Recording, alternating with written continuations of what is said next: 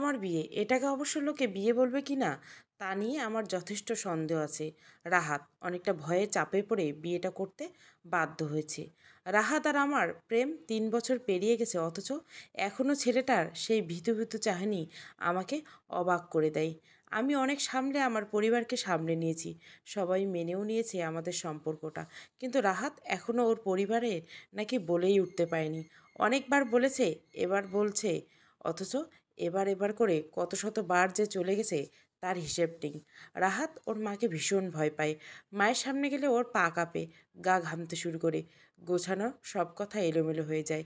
এসব কথা বুক ফুলিয়ে বেশ কয়েকবার আমাকে বলেছে। ওর পরিবারের সবাই নাকি ওর মাকে খুব ভয় পায়। আমি ভেবে পাই না, মা আবার ভয়ের সম্পর্ক হলো নাকি? বাবা হলে তাও মেনে নেওয়া যেত। রাহাত আর আমি পাশাপাশি বসে আছি, দুজনে চুপচাপ। আমি শুরু করলাম, রাহাত চলো আমরা ব্রেকআপ করে নিই, এই সম্পর্কটা রাখার কোনো মানে হয় না। কি বলছো এসব তুমি? আমি তোমাকে ভালোবাসি, তাহলে চলো বিয়ে করে নিই। বউ শাশুড়ির যুদ্ধটা জমে যাবে। আমি যেদিন থেকে শুনেছি তোমার মাকে তোমরা ভীষণ ভয় পাও, সেদিন থেকে ভাবছি কবে তোমাকে বিয়ে করব। মা জানতে পারলে বাড়ি ছাড়া করবে।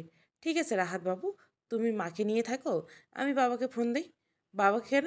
বারে, তুমি তো আর আমাকে বিয়ে করছো না, তাই বাবাকে বলি তার বন্ধুর ছেলের সাথে বিয়েটা পাকাপাকি করুক। তোমার অপেক্ষায় তো আর বুড়ি হব না। এসব কি বলো তুমি? তুমি তো আমাকে ভালোবাসো। বাসতাম। তুমি লক্ষ্মী ছেলে, তো মতো মায়ের কোলে ফিরে যাও। আর হ্যাঁ, 1 সপ্তাহের মধ্যে আমার বিয়ে, গিফট পাঠিয়ে দিও কিন্তু। না, তুমি অন্য কাউকে বিয়ে করবে না। তাহলে চলো বিয়ে করি। অনেকটা বাধ্য হয়ে আমাকে বিয়ে করলো রাহাত।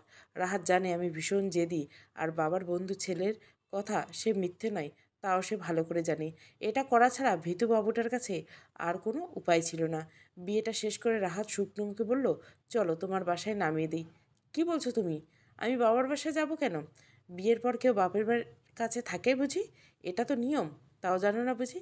মাথাটা খারাপ হয়ে গেছে তোমার? আমার সাথে যাবে? হ্যাঁ, খারাপ হয়ে গেছে। হয় নিয়ে যাবে, নয় 3 তালাক দিবে। তাড়াতাড়ি করো। উফ, এই হয়েছে এক জ্বালা। এমন জেদিমের সাথে পেরে ওঠা যা তা কথা না। ছোট বাচ্চাদের মতো করে সবসময়, একটু বোঝার চেষ্টা করে না। কী যে বিপদে পড়ছি আল্লাহ পাক ভালো জানে। খুব ধীরে ধীরে বলল রাহাত। কথাগুলো শুনে আমার একটু রাগ হলো না, বরং ভালোই লাগলো। এই ভেবে যে রাহাত আমার জেদের কাছে হেরে গেছে। রাগে রাহাত কিছু না বলে বাইকে গিয়ে উঠলো। আমিও লক্ষ্মী বউয়ের মতো ওকে অনুসরণ করলাম। হাজারো স্বপ্নের জাল বলতে বলতে শাশুড় বাড়ি দিকে রওনা দিলাম।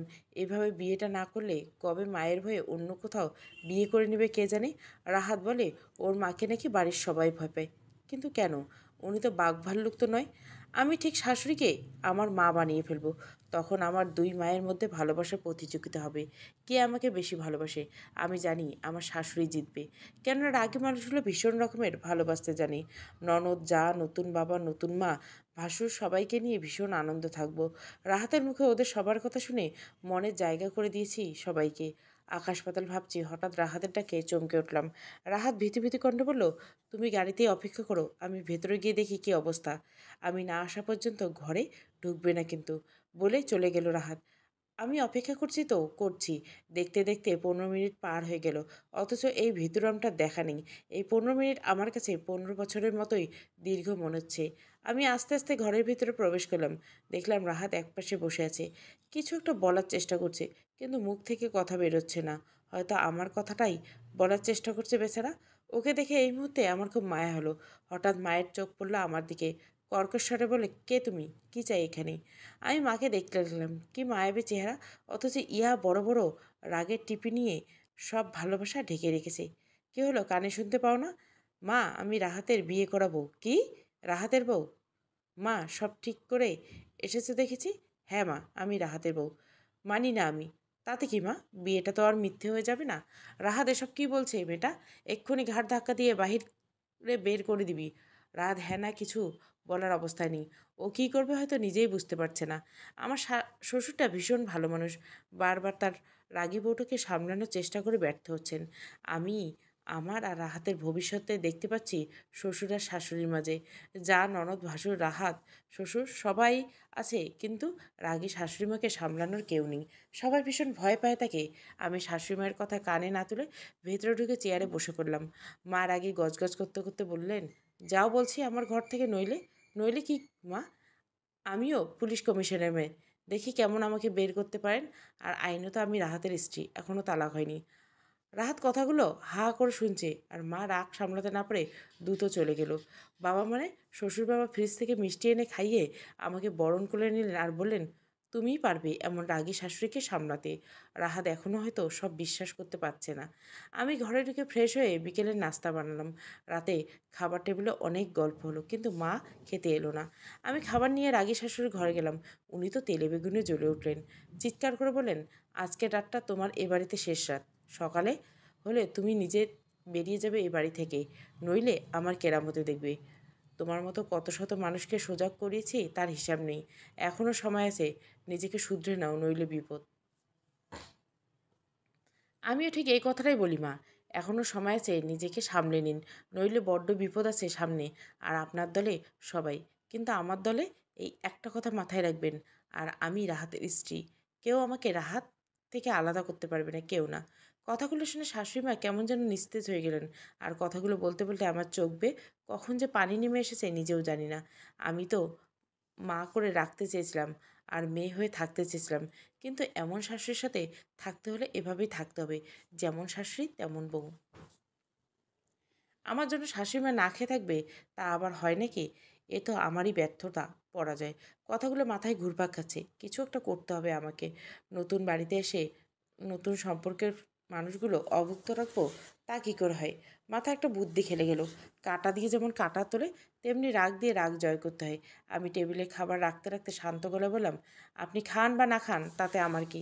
মা, আপনি যে বললেন রাত পোহালে কেরামতি করবেন, আমায় বাড়ি ছাড়া করবেন, তাই ভাবলাম কেরামতি দেখব, কিন্তু তার আমার ভাগ্যে নেই। আপনি না খেয়ে থাকেন তাহলে মাথা ব্যথা করবে, পেটে ইঁদুর কিচিরমিচির করবে, আওয়াজ পাওয়া যাবে, আর তখনই মাথায় কোনো বুদ্ধি আসবে না। তাই আমার আর কেরামতি দেখা হলো না।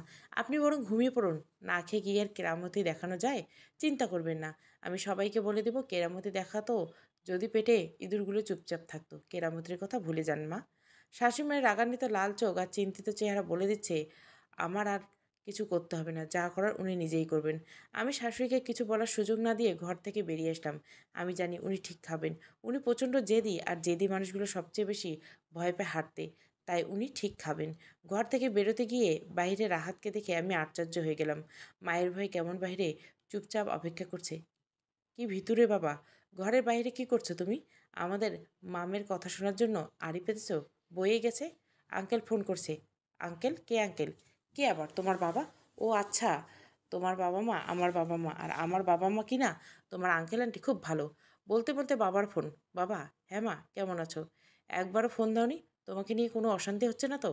ভালো আছি বাবা, তুমি ভালো আছো? না বাবা, কোনো অশান্তি হচ্ছে না, এবারে সবাই খুব ভালো।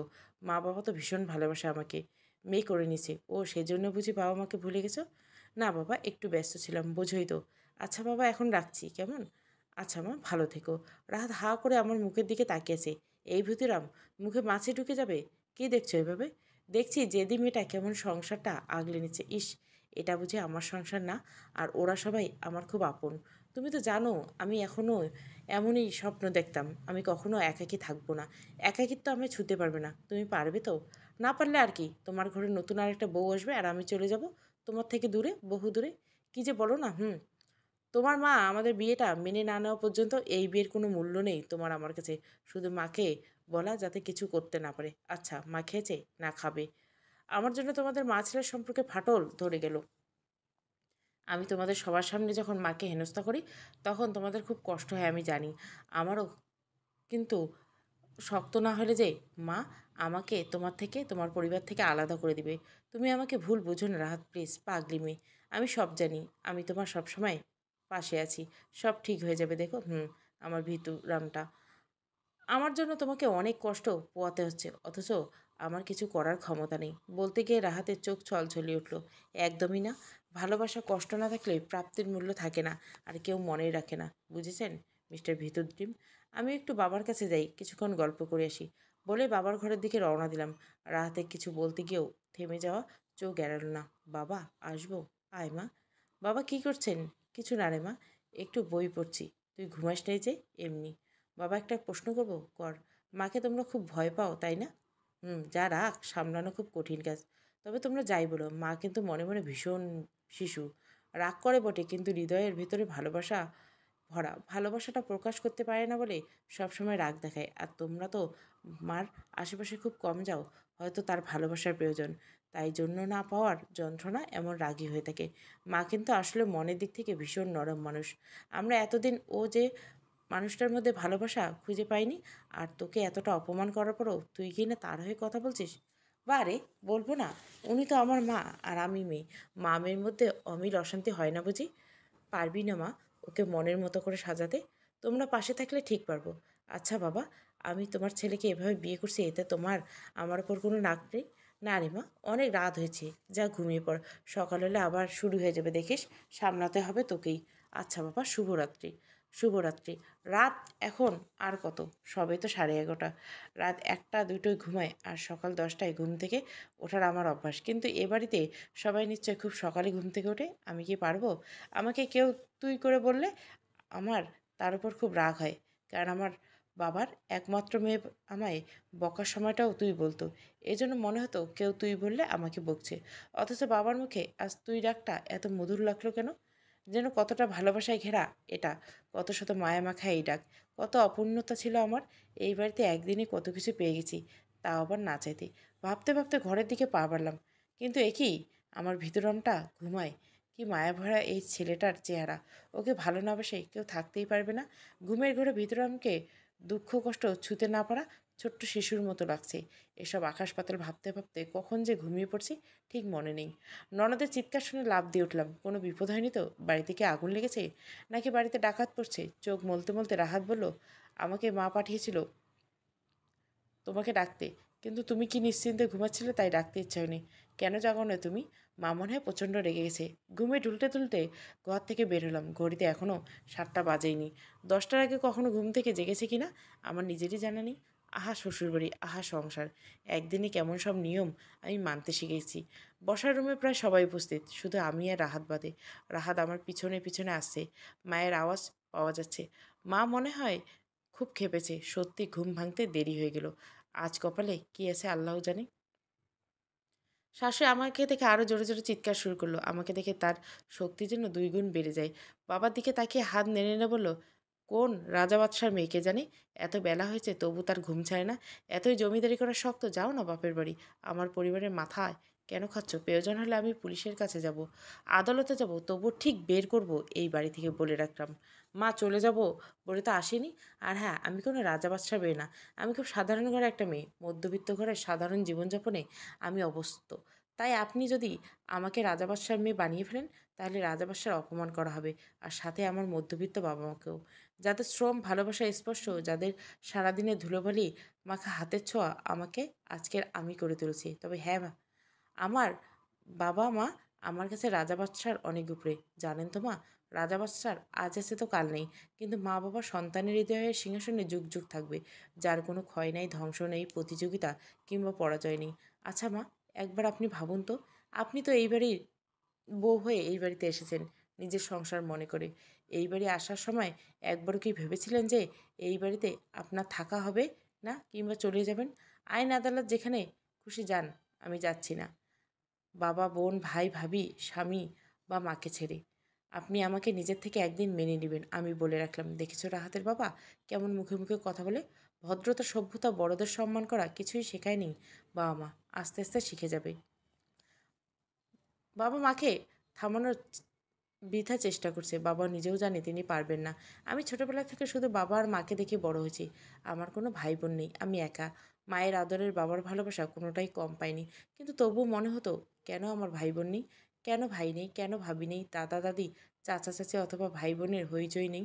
বাবাকে প্রশ্ন করতাম কেন আমি একা, কিন্তু কোনো উত্তর নেই তাদের কাছে, আমি জানি।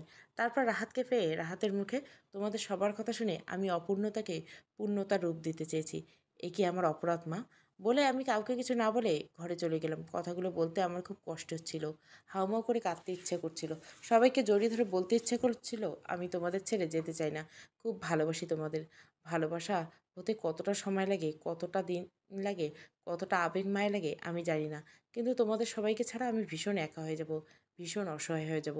তোমাদের ঘিরে মনের ঘরে একটা সংসার গড়ে আসছি আমি, গড়েছি একটা ভালোবাসার ঘর। এটাকে ভালোবাসা বলে না আবেগ বলে আমি হয়তো ব্যাখ্যা দিতে পারবো না, কিন্তু এরা যে আমার মনের ভিতর ঘরে আছে, এ কথাটা শুধু মন জানে। কাউকে দেখানোর ক্ষমতা এই আমার যে নেই। কেন শাশুড়ি পারছে না আমাকে মেয়ে করে নিতে? কেন পারছে না আমার মা হতে? আমি জানি আমি মুখে মুখে কথা বলে ভুল করেছি। আমার বাবা মা সারা জীবন শিখিয়ে কিভাবে বড়দের সম্মান আর শ্রদ্ধা করতে হয়, পৃথিবীর সব মাকে কিভাবে নিজের মা করে নিতে হয়, অথচ আজ নিজেরই প্রয়োজনে আমাকে অভদ্রের শেষ সীমানায় পৌঁছে যেতে হচ্ছে। এছাড়া যে আমার আর কোনো উপায় নেই। বৃদ্ধাশ্রমে বয়স্ক বাবা মাকে দেখিয়ে বাবা কেঁদেছিল, বলেছিল, জানো মা, বউ পেয়ে কোনো সন্তান এই মাকে এই বাবাকে কারাগারে পাঠিয়েছে। সেদিন আমি শপথ নিয়েছি, যত কিছু হোক শ্বশুর শাশুড়িকে এতটুকু কষ্ট পেতে দিব না কোনোদিন। বাহির থেকে এখনও শাশুড়ি মায়ের আওয়াজ পাওয়া যাচ্ছে। যা কিছু হয়ে যাক না কেন, ওই মেয়েকে আমি বাড়ি থেকে তাড়িয়ে ছাড়বো। মানি না আমি এই বিয়ে। আমার রাহাত ভোলা ভালা পেয়ে মাথাটা চিবিয়ে খেয়েছে। ওকে আমি এ বাড়িতে কিছুতেই থাকতে দিব না। কষ্টের পর সুখ আসে, মেঘের আড়ালে লাল সূর্য আসে। ব্যর্থর আড়ালে সফলতা থাকে, আর ঘৃণার আড়ালে লুকিয়ে থাকে সত্যিকারের ভালোবাসা। একদিন ঠিক সেই ভালোবাসার সন্ধান আমি ঠিক পাবো। এসব ভাবতে ভাবতে রান্নাঘরের দিকে রওনা দিলাম। জায়ের হাতে হাতে কিছু সাহায্য করার জন্য। একা একা আর কত করবে, আর সবার নিশ্চয়ই ক্ষুধা লাগছে। যা সকালে ঘুম থেকে উঠে বাপরে বাপ। সকালে খাওয়া দাওয়া শেষে নানান খোশ গল্পে মেতেছে। মন্দ লাগে না মাঝে মাঝে একটু একটু গল্প শুনতে। হঠাৎ বাইরে কয়েকজন মহিলার আওয়াজ পেয়ে গেল। তারা অনেকটা চিৎকার করে বলছে, কী গো রাহাতের মা, আছো নাকি? বলতে বলতে ঘরেই এলো সবাই। কয়েকজন মধ্যবয়স্ক মহিলা, আশেপাশের হবে মনে হয়। বাবা কথা মতো বসার জন্য চেয়ার এগিয়ে দিল। আমার দিকে সবাই ড্যাব ড্যাব করে চেয়ে আছে। কেউ এমন করে চেয়ে থাকলে কেমন যেন অপ্রস্তুত লাগে নিজেকে। মনে হচ্ছে এই জন্মে কখনো বউ দেখেনি। শাশুড়ি মা বসতে বলা ছাড়া একটা কথাও বলেনি তাদের সাথে। মধ্যবয়স্ক মহিলার মধ্যে একজন কথাগুলো নিজের মধ্যে চাপাতে না পেরে বলে উঠল, শুনলাম তোমার ছেলে নাকি নতুন বউ এনেছে। তার কথাটা কি সত্যি রাহাতের মা? কি যে দিনকাল এলো কে জানি। বড়দের আর কেউ মানিজ্য দেয় না আজকাল। এসব যে শাশুড়িমাকে রাগানোর জন্য বা হেনস্থা করার জন্য, তা হয়তো সবাই বুঝতে পারছে। কিন্তু কি আর করার আছে? শাশুড়িমা শুধু মাথা নাড়লেন, মুখে কিচ্ছুটি বললেন না। হয়তো তিনি নিজেও চান না এভাবে কারোর সামনে তার কথা বলার মতো কথাই হারিয়ে যাবে। তাকে এভাবে চুপ করে থাকতে যেতে হবে। শাশুড়িমাকে দেখে খুব খারাপ লাগছিল। নিজের মধ্যে অপরাধবোধ প্রবলভাবে জেগে উঠছিল। কিন্তু আবার মনের মধ্যে কোথাও যেন কেউ বলছে, এটা তোমার অধিকার। তোমার দুজনকে ভালোবাসো। এতে কোনো অপরাধ নেই, নেই কোনো ভুল কিংবা পাপ। অন্য একজন সুরে সুর মিল বলল, তা শুনলাম নাকি মেয়েটা নিজের থেকে এখানে এসেছে। রাতের চেহারা কি ভোলাবেলা! ও যে এত বড় একটা কাজ করবে ভাবতেও পারিনি আমরা। আর মেয়ের বাবা মাই বা কেমন মেয়েকে একা ছেড়ে দিল। অন্যজনের সঙ্গে সঙ্গে বলল, কী আর করবে, ঝুট ঝামলা পোয়াতে তো আর হলো না। আবার মেয়ের জন্য জামাইও তো আর মন্দ হলো না, তাই না? তবে রাহাত কিন্তু এটা একদম ঠিক করেনি। আর মেয়েটার কথাই বলি, এভাবে বিয়ে করতে হতো, নইলে কি আর বিয়ে হতো না? না স্বামী শ্বশুরবাড়ি পেতি না, লাজ লজ্জা কোথায় চলে গেল? কথাগুলো আমার বুকের ভেতরে কাটার মতো বিঁধে যাচ্ছিল। মানুষ এভাবে কথা বলতে পারে আমি ভাবতে পারিনি। আমার জন্য আমার বাবা মায়ের নামে অচেনা অজানা লোকজন খারাপ কথা বলছে ভেবেই বুকের ভেতর দুমড়ে মুচড়ে শেষ হয়ে যেতে লাগলো। সত্যি আমি আমার বাবা মাকে অসম্মানের রাস্তায় এনে দাঁড় করেছি। সব দোষ আমার। আমার চিৎকার করে বলতে ইচ্ছে করছিল, তোমরা থামো এবার, যা বলার হয় আমাকে বলো, কিন্তু আমার বাবা মায়ের নামে কেউ খারাপ বলো না। ওরা আমার জীবন, আমার পৃথিবী, আমার সমস্ত সংসার। আমার আর এসব কথার মাঝে দাঁড়িয়ে দাঁড়িয়ে শুনতে ইচ্ছা করলো না। নিজের ঘরের দিকে পা বাড়লাম, কিন্তু রাহাত ওর হাত দিয়ে আমাকে আটকে দিল। কিছু বললাম না। রাহাত জানে আমি বাবা মার শব্দটা কতটা ভালোবাসি। রাহাত আস্তে করে শুধু বলল, বসো। রাহাতের যতই কথা শোনাই আর যাই করি, রাহাতের উপর কথা বলতে কেন জানি না মন সায় দেয় না। চুপচাপ বসে গেলাম। রাহাত একবার আমার দিকে দেখাচ্ছে, আর একবার তার মায়ের দিকে দেখাচ্ছে। ঠিক কী করতে চাচ্ছে সে বুঝতে পারছি না, কিন্তু ওর চোখ মুখ স্পষ্ট জানান দিচ্ছে আজ ও এমন কিছু করবে যা আগে কখনো করেনি। আমার খুব ভয় লাগছে। মনে মনে নিজেকে নানান কথা বুঝিয়ে সান্ত্বনা দিচ্ছি, কিন্তু মন মানছে না। রাহাত এমন লাল চোখ এর আগে আমি সত্যিই দেখিনি। এই এতগুলো বছর পর ওর সাথে সম্পর্ক ছিল, একটা দিনে ওকে রাখতে আমি দেখিনি। আমার জন্য সবসময় ওকে অপেক্ষা করতে হয়েছে ঘন্টার পর ঘন্টা। তবু কোনো অভিযোগ ছিল না কোনো দিন। আমি সবসময় রাগ করতাম, রেগে লাল হয়ে যেতাম। আর ও দাঁত কেলিয়ে বলতো, তোমাকে রাগলে এত সুন্দর লাগে জানতাম না। এখন থেকে রোজ রাগাবো তোমায়। ওর পাগলামি আমাকে ওর থেকে দূরে থাকতেই দিত না। সহপাঠী কিংবা কারো সাথে কখনো রাখতে দেখিনি ওকে। রাহাত দাঁড়িয়ে খুব শান্তভাবে বলল, আপনাদের কথা বলা শেষ? কথা বলা শেষ হয়ে থাকলে এখন আসতে পারেন। শাশুড়িমাকে তোয়াক্কা না করে রাহাত হরহর করে বলে গেল কথাগুলো। শান্ত মানুষগুলো একবার জ্বলে উঠলে আগুন ধরে যায়, এ আমি বেশ ভালো করে জানি। শাশুড়ি মায়ের আগুন ঝরা চোখ অগ্রাহ্য করে নিজের চোখে আগুন জ্বালাচ্ছে রাহাত। আজ সংসারে তুলকালাম কাণ্ড হবে ভাবতেই গায়ে কাঁটা দিচ্ছে। রাহাতের কথা শেষ না হতে আরেকজন ভদ্রমহিষকে বলল, আচ্ছা, এসব দেখে আমাদের ছেলে মেয়ে কী শিখবে? কাল যদি আমাদের কারো ছেলে বা মেয়ে এমন করে, তাহলে তার দায়টা কে নেবে শুনি? আর তোমার মতো করে এমন মানুষের সংসার কি না এমন অবস্থা? কী সব মানুষ রে বাবা, যাদের বাড়িতে এসেছে তাদেরকে কি না অনবরত অপমান করে চলে যাচ্ছে, একটু মুখে আটকাচ্ছে না। রাহাত কিছু বলতে যাচ্ছিল, কিন্তু আমি ওর হাতটা ধরে নিলাম। ফিসফিসে বললাম, কী লাভ অশান্তি বাড়ি? আমি কিছু করলেই অশান্তি, আর ওরা তোমাকে যা খুশি তাই বলছে, তার বেলায় বাদ দাও না। রাহাত আমার কথা পাত্তা দিল বলে মনে হলো না। আবার শান্ত গলায় বলল, আচ্ছা আন্টি, আমায় দেখে আপনার ছেলেমেয়েরা কেন এমন শিখবে? এই শিখেছেন নাকি তাদের যে যা করবে তাই যেন করে? আর হ্যাঁ, মেয়েটা নিজের ইচ্ছে এ বাড়িতে আসেনি, আমি এনেছি বিয়ে করে, বুঝেছেন আপনারা? যে ছেলে কখনো কারোর সামনে কিছু বলতে পারে না, সে কিনা আজ আমার হয়ে এতগুলো কথা বলল। আমার ভিতরে এত সাহস কোথায় পেল? আজকে রাহাতকে চিনতে বড্ড অসুবিধা হচ্ছে। মনে হচ্ছে আমার চেনা লোকটা মুহূর্তে পাল্টে গেছে। মধ্যবয়স্ক মহিলাদের একজন শাশুড়িমাকে ইশারা করে বললেন, দেখেছো রাহাতের মা, রাহাত আজ আমাদের কেমন মুখে মুখে কথা বলল, আর তুমি এখনো চুপ করে আছো? নতুন বউ বাড়িতে পা দিতে না দিতেই ছেলের এই অবস্থা। শেষে দেখো, তোমাকেও না অচল পয়সার মতো দিন কাটাতে হয়। রাহাত কিছু বলতে যাচ্ছে, তখনই আমি ওকে থামিয়ে দিলাম। ও আমাকে আস্তে আস্তে বলল, তুমি এদের চেনো না, এরা এমনই। অন্যের সংসারে দোষ খুঁজে খুঁজে বেরোনো এদের কাজ। নিজের সংসারে পচন ধরছে সেদিকে খেয়াল নেই, অথচ অন্যের সংসারে কেমন পচন ভাইরাস ছড়াচ্ছে দেখো। কাজকর্ম নেই তো কি করবে সারাদিন, অন্যদের নিয়ে গবেষণা ছাড়া? বাবাকে খুব কম কথা বলতেই দেখি এই বিষয়ে। মা এবার কড়া গলায় বললেন, আমার সংসার আমাকে বুঝে নিতে দাও। আমি এখনও আছি, এখনও অচল পয়সা হয়ে যায়নি, অথবা সংসার সামলানোর ক্ষমতা হারায়নি। তোমাদের তো আবার আলাদা সংসার, ছেলে বউ আলাদা থাকে। তার নিজের সংসারটা ঠিকমতো গুছিয়ে নিয়েছে তো, নাকি অচল পয়সা হওয়ার আগে পয়সার জং ধরেছে? তা কি মনে করে এসেছিলে তোমরা? তা কিন্তু বলনি এখনও, নাকি এসব কথা শোনাতে এসেছিল? একজন আমতা আমতা করে বললেন, না না, তা কেন, আমরা তো নতুন বউকে দেখতে এসেছিলাম। শাশুড়ি চোখ পাকিয়ে রাহাতকে বলে, রাহাত, তোর বউকে বল ফ্রিজ থেকে মিষ্টি বের করে আনতে। আমি চুপচাপ রান্নাঘরে গেলাম, মিষ্টি হাতে নিয়ে ফিরে সালাম দিয়ে সবাইকে খেতে দিলাম। সবাই বললেন, কি সুন্দর চেহারা, রাহাতের পছন্দ আসছে বটে। সুখী হও মা, স্বামী সংসার নিয়ে ভালো থেকো, আসি মা। বলে সবাই উঠে গেল। কি মানুষ রে বাবা, একটু আগে আমার গোষ্ঠী উদ্ধার করেছিল, আর এখন কি না কত ভালো ভালো কথা বলছে। অবশ্য যা বা শাশুড়ি মা দিয়েছে সময় লাগবে ভুলতে। রাহাত মুচকে এসে বলল, দেখলে তো কেমন মত পাল্টানো? এসব পাবলিক এমনই, এদের নিয়ে বেশি চাপ নিতে নেই। বাবা মুচকে এসে মাকে বলেন, এবার কিন্তু একটা কাজের কাজ করছে। উফ, কিভাবে আমাদের সামনে আমাদের সম্মান কেড়ে নিচ্ছিল। তোমার ছেলে কি সম্মান রেখেছে? আজ কি না ওর জন্য মানুষ বাড়ি বয়ে এসে কথা শুনিয়ে যাচ্ছে। কাজ নেই তাই অন্যের দোষ খোঁজাটা নেশা, কি আর করবে? তুমি চুপ করো, খুব মুখে মুখে কথা বলতে শিখেছো তাই না? কে শিখেছে এসব আজকাল, নতুন বউ? তা তোমরা কি সত্যি সত্যি আমাকে অচল পয়সা ভাবতে শুরু করলে নাকি? কি যে বলো তুমি রাহাতের মা, এটা তো তোমারই সংসার, সব কিছু তোমার। একদম আমাকে বোকা বানানোর চেষ্টা করবে না। নতুন বউয়ের বাব বাবা, আমি সব বুঝি। ওই মেয়েটা এই বাড়িতে থেকে না যাওয়া পর্যন্ত আমি তোমাদের থেকে আলাদা হয়ে থাকবো, আর ততদিন পর্যন্ত আমাদের মধ্যে কোনো সম্পর্ক নেই বলে দ্রুত চলে গেলেন শাশুড়ি মা। আমার জন্য এই সংসারে এত অশান্তি, মার বাবার মধ্যে এরকম ভুল বোঝাবুঝি, আর রাহাত সবার চোখে কেমন ছোট হয়ে যাচ্ছে। তাহলে কি আমার এ বাড়ি থেকে সত্যিই চলে যাওয়া উচিত? সবার সুন্দর স্বপ্ন দেখতে নেই, কারো কারো সেই স্বপ্ন দেখাটাই অপরাধ। কি করবো এবার আমি?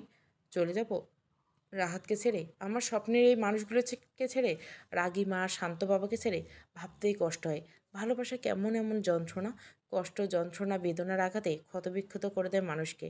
আমি ঘরে গিয়ে রাহাতকে প্রশ্ন করলাম, আচ্ছা রাহাত, আমি চলে গেলে তোমরা আবার আগের মতো ভালো থাকবে তাই না? মাত্র 2 দিন আমি এসেছি, অথচ দেখো অশান্তি কলহ আমার পিছু ছাড়ছেই না। আমি চলে গেলে সব ঠিক হয়ে যাবে তাই না? ধুর পাগলি, কী যে বলো! সমস্যা থেকে পালালেই কি সমস্যা দূর করা যায়? সমস্যার সাথে মোকাবেলা করতে হয়, সব ঠিক হয়ে যাবে। ধৈর্য ধরো। আর হ্যাঁ, তোমার ছোট্ট ননদটা বিয়ে কিন্তু প্রায় পাকা, সবটা কিন্তু তোমাকে সামলাতে হবে দক্ষ হতে। আমি এসব পারি নাকি? কেন পারবে না? ভাবি বলে কথা। রাহাত অনেকক্ষণ হলো বাইরে বেরিয়েছে, বন্ধু বান্ধবের সাথে দেখা করতে গেছে। কিছু ভালো লাগছিল না আমার। ডায়েরিতে কিছু লিখলে মন্দ হয় না। সময় খারাপ, ওই তো একমাত্র বন্ধু আর নিজের খুব ভালো থাকা করে রাখার জানার চাবিকাঠি। মানুষ সবাইকে ঠকাতে পারে, মিথ্যে বলতে পারে, ছলনা অভিনয় ভোলাতে পারে, কিন্তু নিজেকে না। ডায়েরির একটি স্মৃতির বাক্সে যেখানে যত্নের স্মৃতি তোলারায় কথামালা। পরম বন্ধুর মতো দুঃখ না পাওয়ার যন্ত্রণা কথা ঠাঁই দেয় নিজের বুকে। দুই এক লাইন লিখলে বড্ড ইচ্ছে করলো, লিখতে বসে পড়লাম। নতুন কোথাও আজ আমি, নতুন এক ঘর, নতুন করে সবাই আপন, আমি শুধু পর। তোমার মাঝে কি হারিয়ে যাচ্ছে পুরোটা, নাকি পথ আটকাচ্ছে তোমাদের ওই চাহিনিটা? স্বপ্নগুলো তবে দিচ্ছে পথে বাধা। ভালোবাসার পাবার লোভ বাড়ছে কি সদা? নিকষ কালো আধার আলো খুঁজি রোজ, অন্ধকার আঁকড়ে ধরে নাও না খোঁজ। লিখতে লিখতে মনটা কালো মেঘে ঢেকে গেল। আর লিখতে পারবো না আজ ডায়েরিটা, এবং বরং যত্নে তুলে রাখি। কখনো আবার ধুলো মুছতে মুছতে কথা হবে। ননদিনী নিজের ঘর থেকে চিল্লাতে চিল্লাতে আমার ঘর উঠল। ভাবি ভাবি, কখন থেকে ডাকছি তোমাকে, তোমার কোনো সাড়া নেই।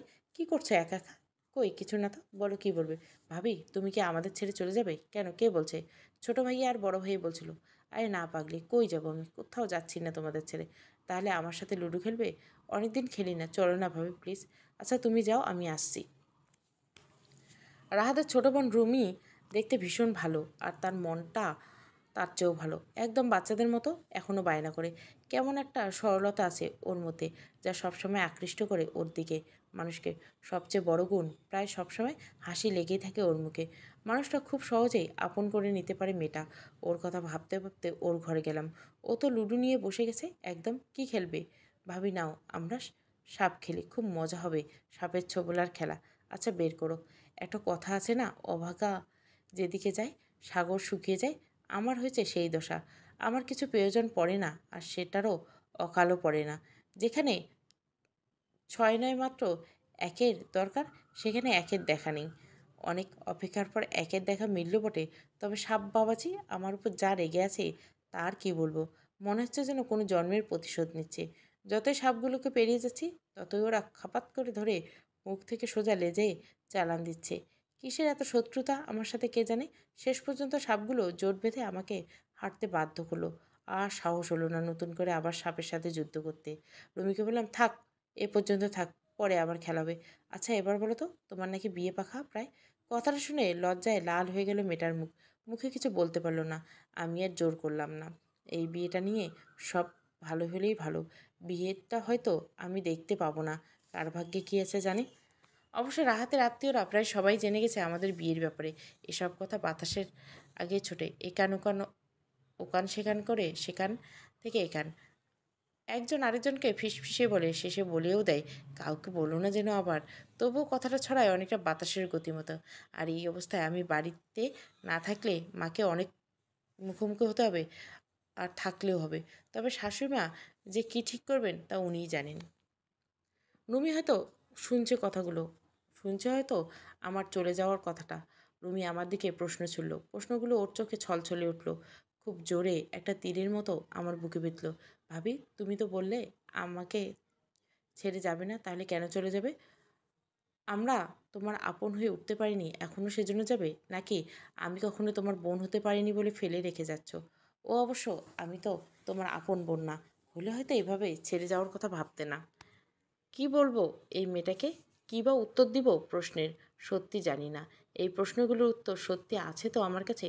চুপচাপ ওর অভিমান আর আমার অক্ষমতা মিশে যাওয়া দেখা ছাড়া আর কিছুই করার নেই আমার কাছে। রাতে রাহাত হাসি মুখে বলল, তুমি বরং মা যা বলে তাই করো। আর কত কষ্ট পাবে মা আমার জন্য বলো।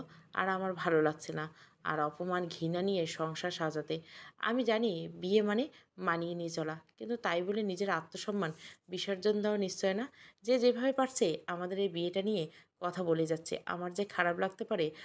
আর আমিও যে মানুষ সেই কথাটা কেউ মাথায় রেখেছে? আমি সত্যিই স্বামী শ্বশুরবাড়ি পেতাম কি না জানি না, হয়তো পেতাম না, তাই তোমাদের ঘাড়ে ঝুলে পড়ছি।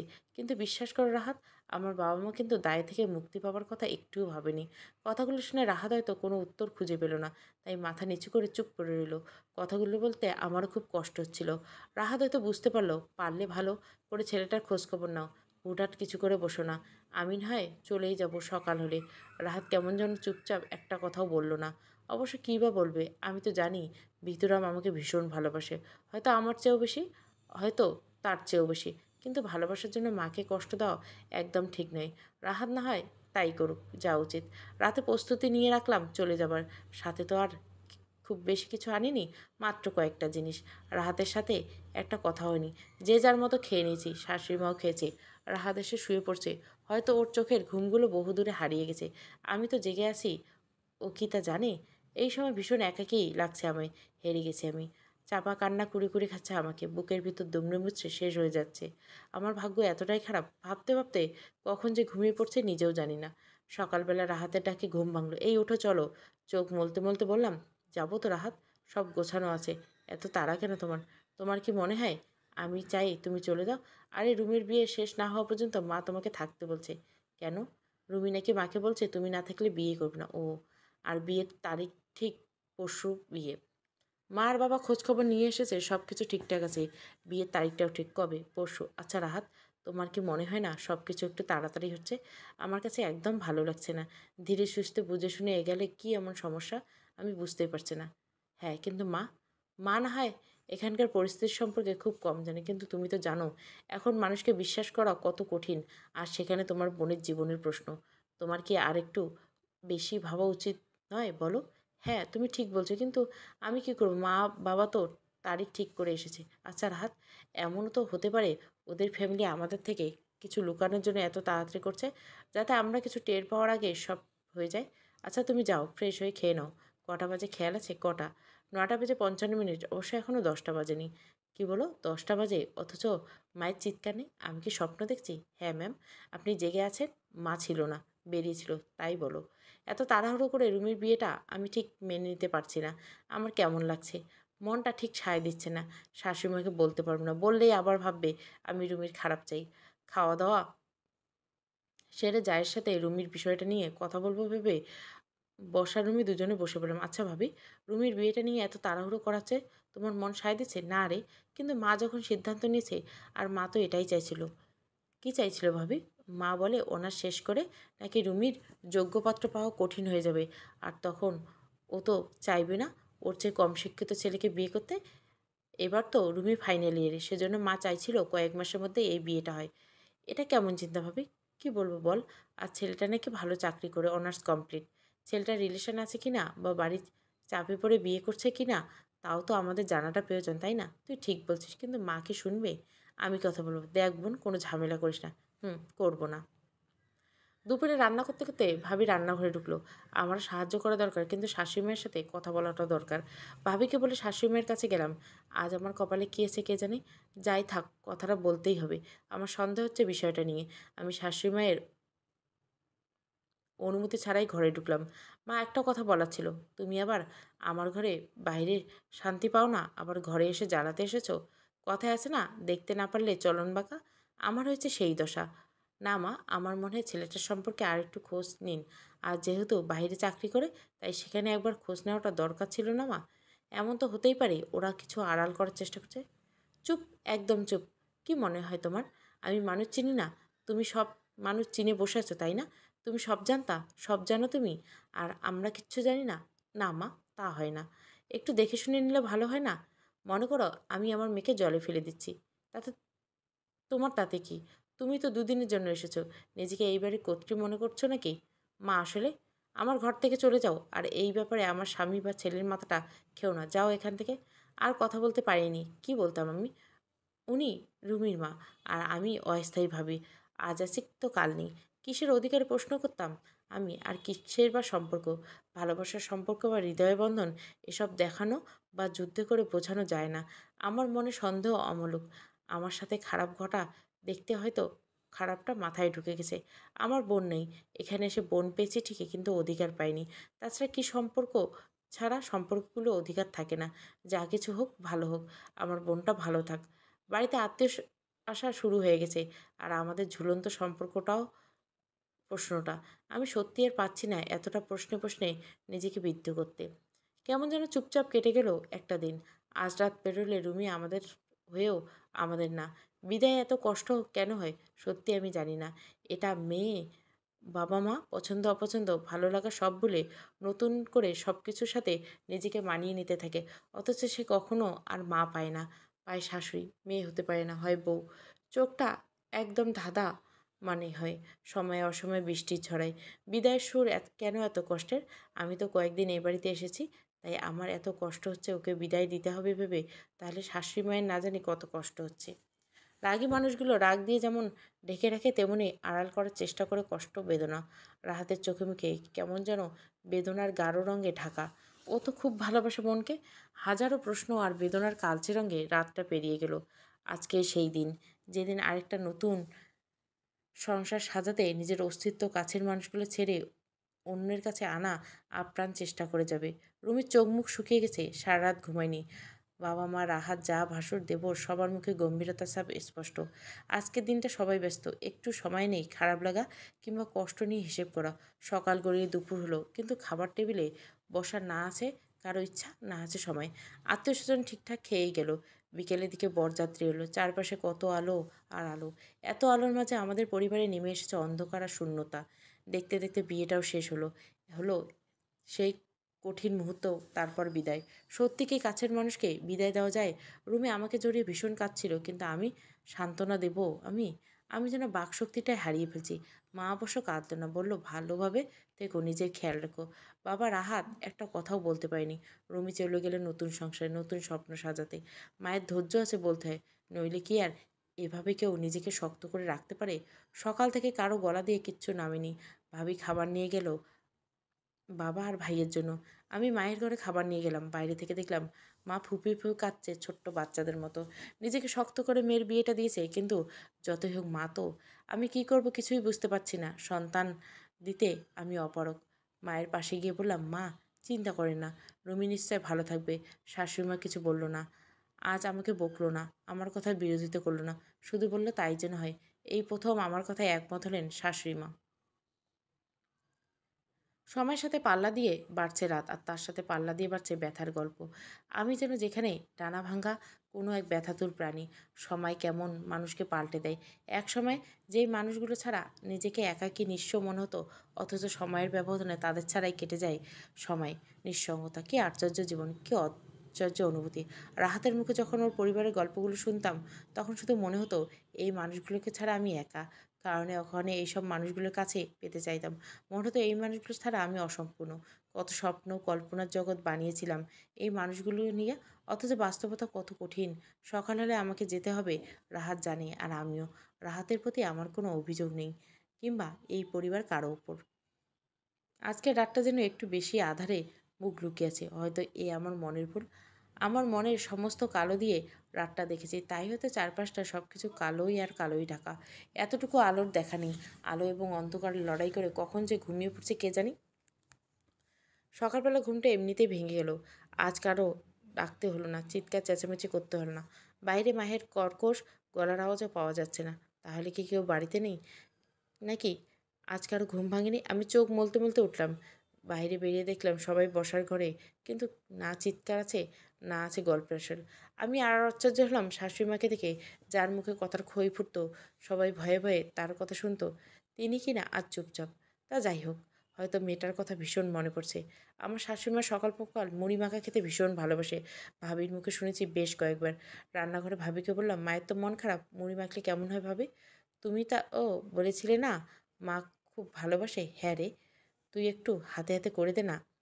আমি মুড়ি মাখা নিয়ে বসার ঘরে গেলাম। শাশুড়িমা তখনও চুপচাপ, মুখে একটাও কথা নেই। বাবার সাথে আমিও গল্পে যোগ দিলাম। গল্পের শেষে রাহাতকে উদ্দেশ্য করে বললাম, রুমির বিয়ে তো শেষ, এবার কি ওই মেয়েটা এই বাড়িতে থাকবে? এ বাড়িতে থাকার এসব নতুন ধান্দা নাকি? নাকি আমার কথার আজকাল কারো কাছে মূল্য নেই? বাবা রেগে বললেন, চাইলে কি কাউকে যেতে বলা যায়? ওকে তোমার ছেলে বিয়ে করে নিয়ে এসেছে এখানে, ভুলে গেছো তুমি? এই প্রথম বাবাকে রাখতে দেখলাম। আসছে থেকে তো চুপচাপ থাকতেই দেখছি। আপনারা নিজেদের মধ্যেকার সম্পর্ক নষ্ট করবেন না আমার জন্য।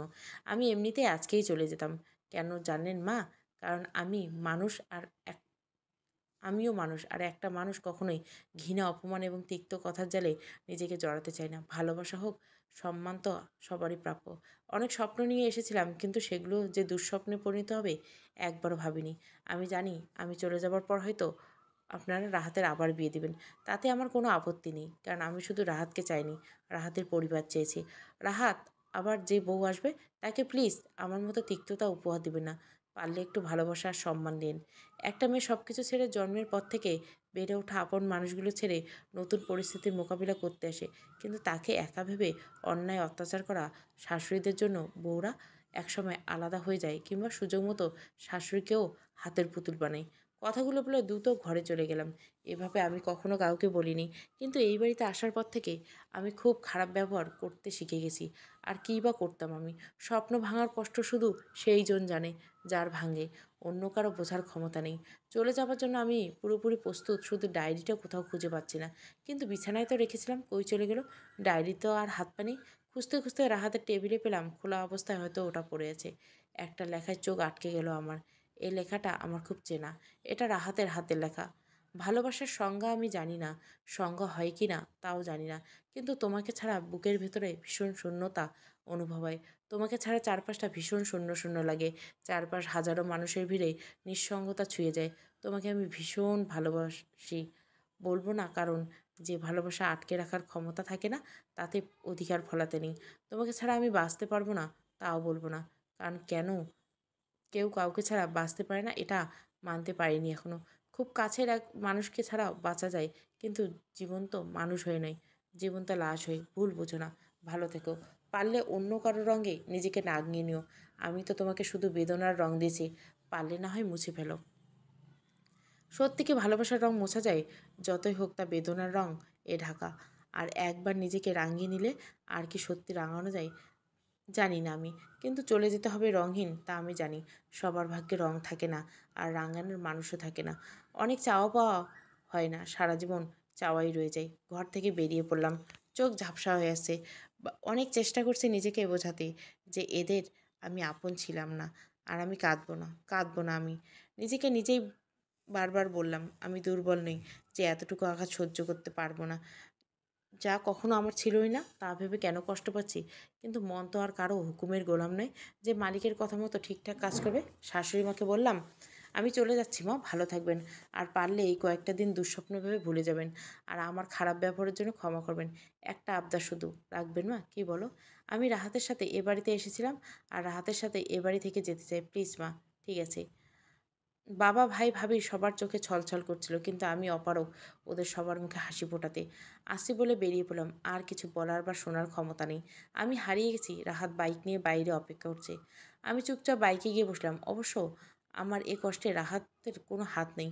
ও তো আমাকে বলেছিল যে আমি পারবো না, সত্যি বলেছিল।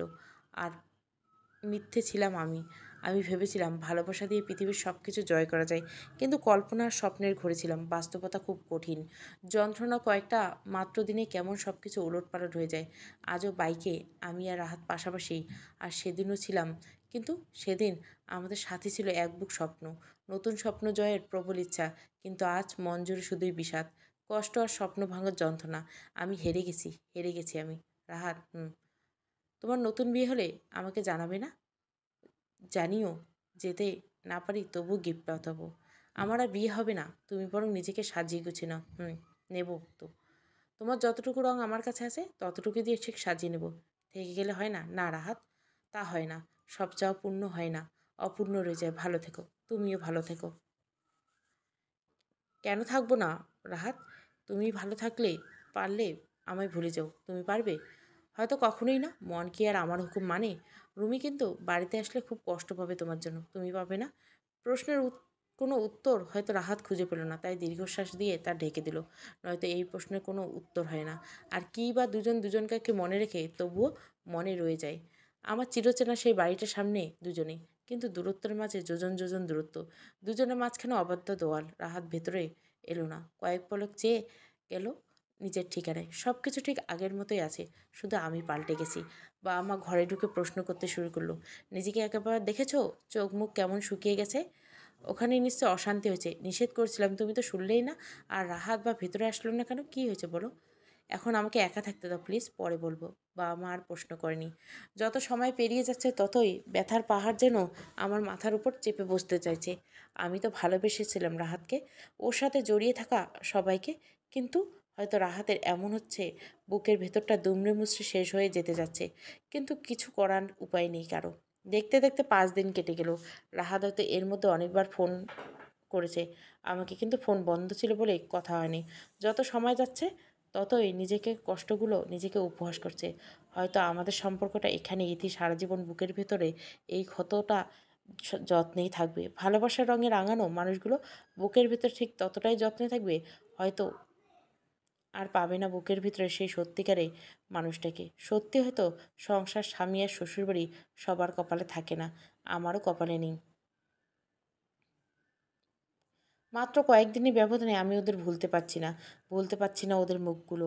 মনে হয় যেন ওরা আমার কাছে, আর রাহাত অত একটা ভিতুর ডিম, আমাকে ছাড়া এক মুহূর্ত কাটাতে পারে না। কি জানি এই কয়েকদিনে রাহাত হয়তো মায়ের জেদের কাছে হেরে গিয়ে নতুন বউ ঘরে তুলছে। হয়তো বউটা দেখতে বেশ সুন্দরী, আমার চেয়ে অনেক অনেক গুণ বেশি। মায়ের পছন্দ বলে কথা, আমার মতো নকল সোনা নিয়ে আসবে না নিশ্চয়, আসল সোনা ঘরে তুলছে। হয়তো রাহাত এখনও নতুন বউকে মেনে নেয়নি, কিংবা একবার চোখ মেলে দেখেওনি। হয়তো বলেও দিয়েছে ও আমাকে ভালোবাসে, আমাকে ছাড়া অন্য কোনো মনের সিংহাসনের রানী করতে পারবে না। কি জানি, হয়তো ভাবছে আমি সবই ভুল ভাবছি। নতুন মেয়েটাকে মনের সিংহাসনে রানী করছে, আর আমাকে দাসী ভেবে ছুঁড়ে ফেলেছে। না, আমি আর ভাবতে পারছি না ভাবনাতে। স্বপ্ন কেন সবসময় খারাপটাই ভেসে আসে? আমার কেন যেন মনে হয় রাহাত ফিরবে, জানলা এসে ডাকবে, কিন্তু আমার আসতে দেরি দেখে অভিমানে ফিরে যাবে। কিন্তু আমি রাহাতকে অভিমান করে আজ জিততে দিব না, বরং ওকে চমকে দিয়ে আমিই জিতে যাব। কে জানে রুমি বাড়ি ফিরে কি অশান্তি টেনে করছে।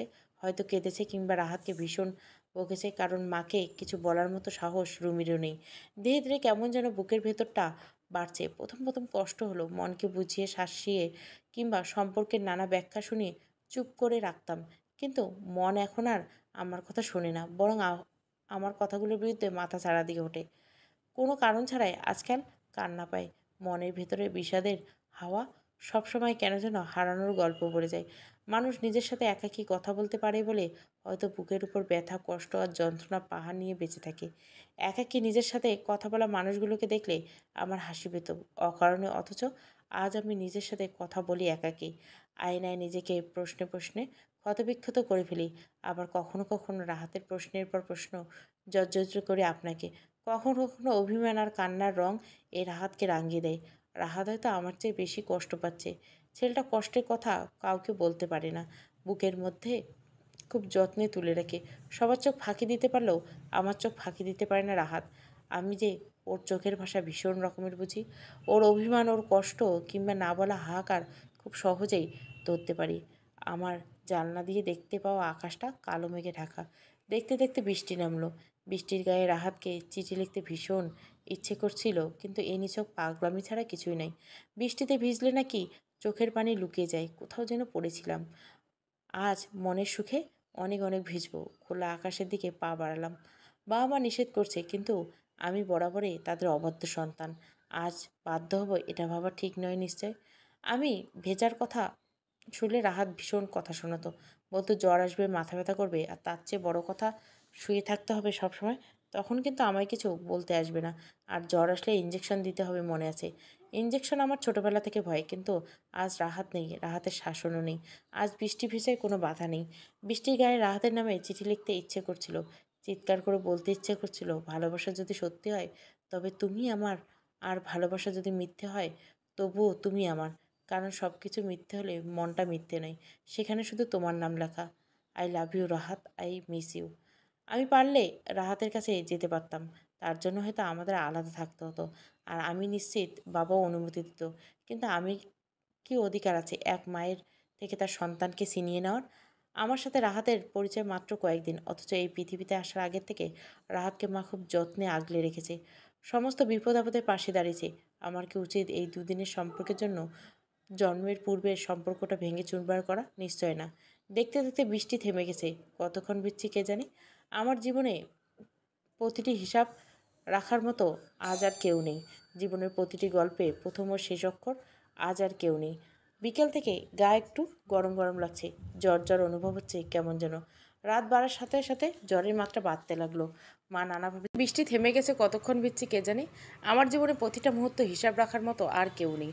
জীবনের প্রতিটা গল্পের প্রথম বা শেষ অক্ষরে আর আজ আর কেউ নেই। বিকেল থেকে গা গরম গরম লাগছে, জ্বর জ্বর অনুভব হচ্ছে কেমন যেন।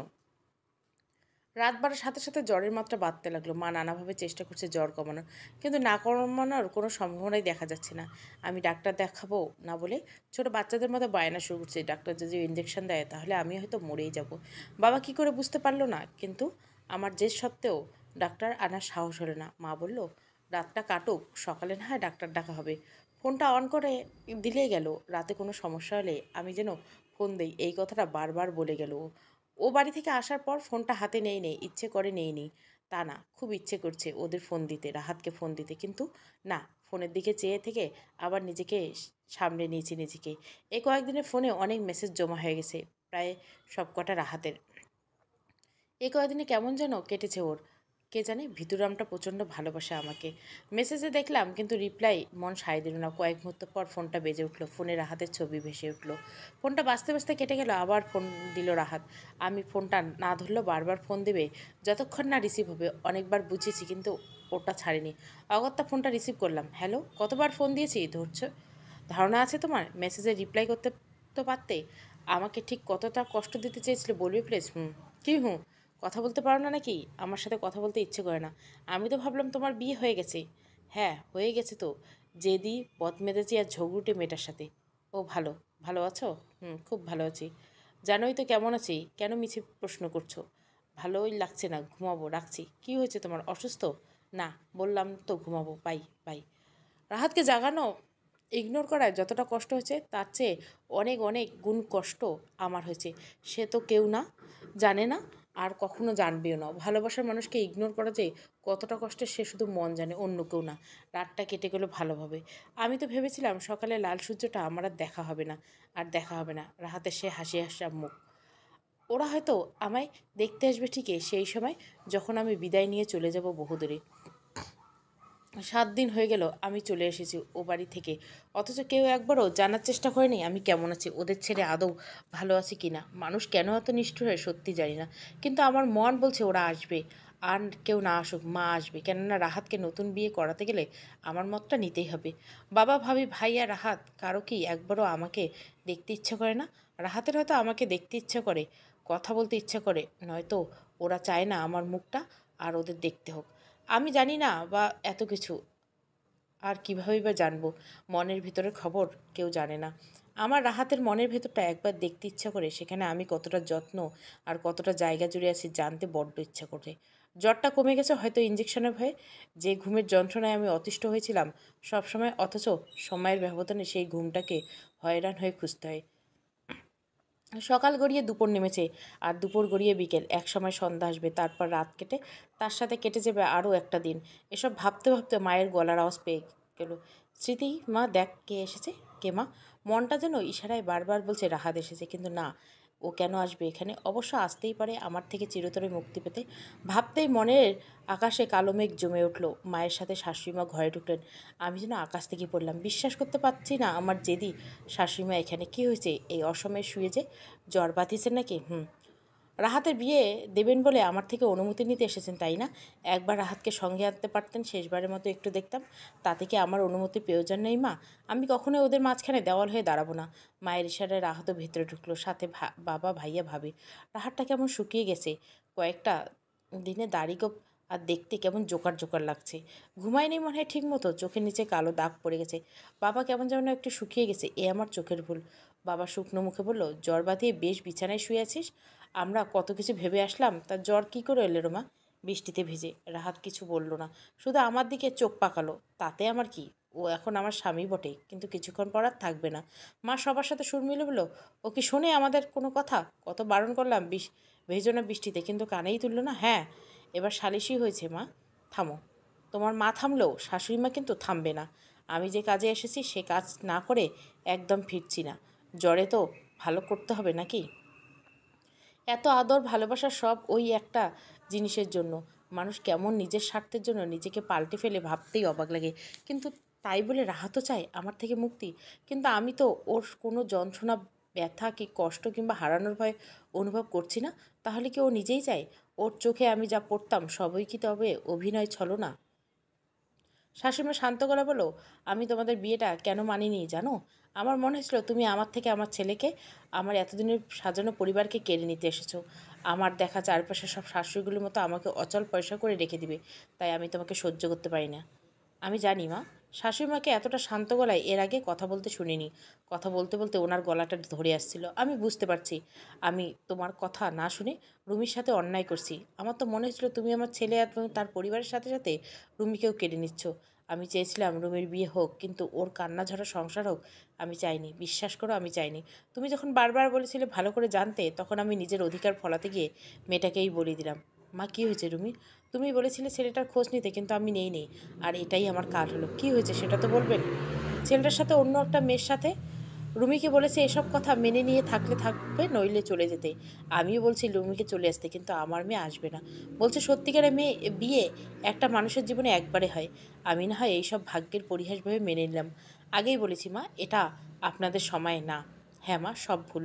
এই ভুলের কোনো ক্ষমা নেই, না তোমার কাছে না আমার মেয়ের কাছে। একটা মেয়ের স্বপ্ন ভেঙে কতটা কষ্ট হয় আমি বুঝতে পেরেছি। আমার মেয়ের স্বপ্ন ভেঙে গেছে হয়তো, তোমার স্বপ্নগুলো ভাঙার শাস্তি এটা। কিন্তু দেখো, ওই শাস্তিটা আমার মেয়েকেই পেতে হলো। ওর তো দোষ ছিল না তবুও। তুমি পারতে আমার ছেলেটাকে নিয়ে আলাদা সংসার করতে। আমি জানি রাহাত তোমাকে খুব ভালোবাসে। তোমাকে হারানোর ভয়েও নিশ্চয় আলাদা রাখতে রাজি হতো, কিন্তু তুমি এটুকু একটা মেয়ে আমাকে কিনা দয়া করে ছেলে সংসার ফিরিয়ে দিলে। নিজের সমস্ত স্বপ্ন ভেঙে চুরে আমার স্বপ্নগুলো গড়ে দিলে। এতটা শক্তি তুমি কই পেয়েছো? আমি সবসময় নিজেকে যা ভেবেছি তাই করেছি। ভুল হলেও কেউ বলার সাহস দেখায়নি। আমি ভীষণ রকমের রাগী, তাই সবাই আমার থেকে দূরে দূরে থাকে। আমি বুঝতে পারি না। না মা, এমন কিছু না। কেন মিথ্যে বলছো? মিথ্যে মানায় না তোমার মুখে। আমি আসলে রাহাতের এমন একটা বউ চেয়েছিলাম, যাকে আমি ডানে বললে ডানে যাবে আর বামে বললে বামেই যাবে। আমি কোনোদিন তেমন হতে পারবো না মা। আমি জানি তুমি জানো না তোমার এই সরলতা, সত্যি বলার ক্ষমতা একটা মানুষকে কতটা কাছে টানতে পারে। আমি জানি না এই মুহূর্তে আমার কিছু বলার আছে কি না, কিন্তু যার কাছে মানুষ সবচেয়ে বেশি ঘৃণা পায়, তার মুখে প্রশংসা শুনলে যে কারো মুখের কথা আটকে যাবে। অবিশ্বাস চোখে তাকানো ছাড়া আর কী বা করার থাকে।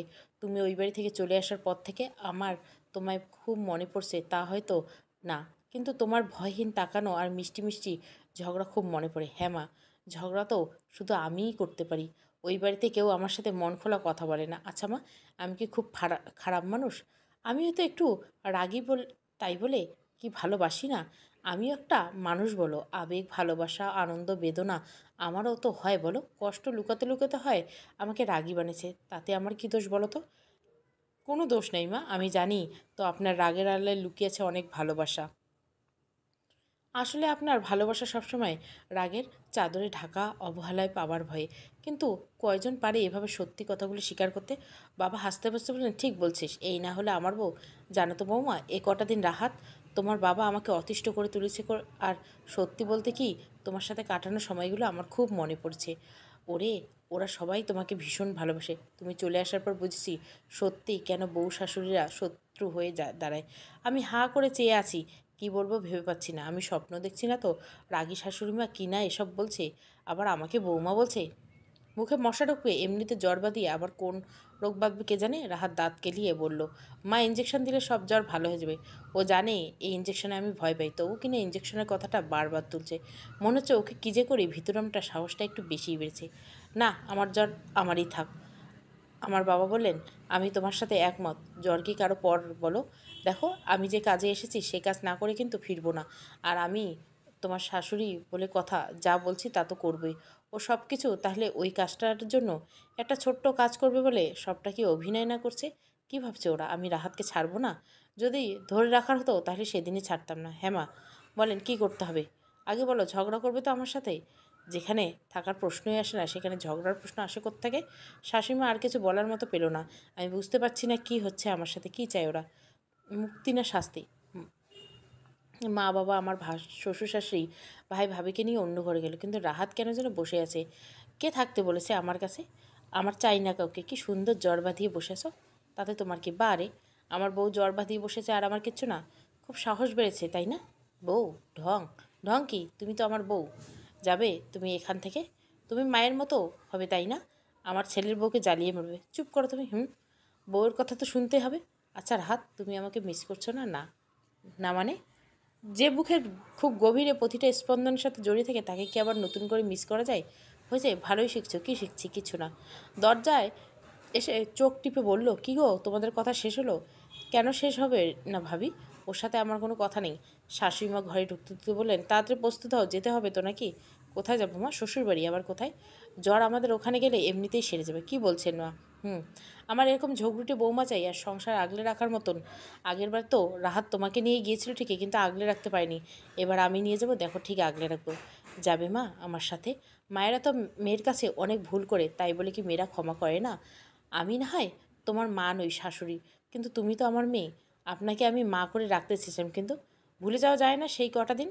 আমি তো তোমাকে দুঃস্বপ্ন ভেবে ভুলেই যেতে বললাম, তাহলে তুমি কেন মনে রাখছো মা? ভুলে যাও, মুছে ফেলো সেই কয়েকটা দিনের স্মৃতি।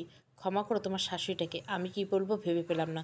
সত্যি আমি স্বপ্নেও ভাবিনি এভাবে আবার রাহাত আমার জীবনে ফিরে পারে, কিংবা ফিরে পাবো রাহাত সহ ওর পরিবার। আমার যত্ন লালনা করার স্বপ্নগুলো সত্যি হবে ভাবতেই যেন কেমন যেন অবিশ্বাস্য লাগছে। তবে এটাই সত্যি। জ্বরে গায়ে নিয়ে প্রস্তুত হতে হলো। মা বাবার থেকে বিদায় নিয়ে বেরিয়ে পড়লাম। কিন্তু আমার মধ্যে সংশয় নেই, ভয় নেই, আছে শুধু বিশ্বাস আর ভালোবাসা। শাশুড়িমা হেসে বললেন, কেমন দিলাম বলো তো বৌমা? আমি তো ভেবেছিলাম রাহাতের সাথে আমার আর দেখা হবে না, আপনাদের কাউকে আর দেখতে পাবো না। সংসারের স্বপ্ন সত্যিভাবে মানুষগুলো একবার দেখে, তাই আমি দেখেছিলাম। কিন্তু যখন স্বপ্নটা ভেঙে চুরমার হয়ে গেল, তখন সংসার স্বপ্নটাকে জলাঞ্জলি দিলাম। সবার কপালে সংসার থাকে না, স্বামী শাশুড়ি ও সবার কপালে থাকে না। আমি নিয়তি মেনেই সেটাই মেনে নিয়েছিলাম। এই কথাগুলো বাদ দিলে হয় না? আমি কিন্তু উত্তর পেলাম। সারপ্রাইজ কেমন দিলাম? খুব খারাপ না? এই না হলে আমার শাশুড়িমা? রাহাত অভিমান শুরু হলো, আমি যে প্রথমে ওকে এনেছিলাম তার কোনো দাম নাই?